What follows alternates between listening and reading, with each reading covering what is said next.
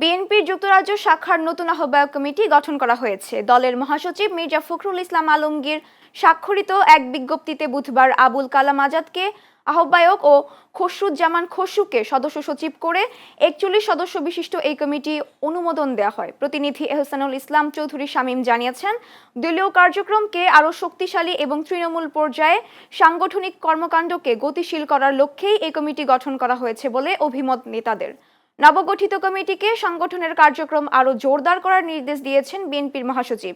পাশাপাশি যুক্তরাজ্যের অধীনস্থ সকল কমিটির কার্যক্রমকে আরও সক্রিয় ও গতিশীল করার উপর গুরুত্বারোপ করেছেন তিনি। সর্বশেষ যুক্তরাজ্য বিএনপির সভাপতি ছিলেন এম মালিক ও সাধারণ সম্পাদক ছিলেন কয়সর এম আহমেদ।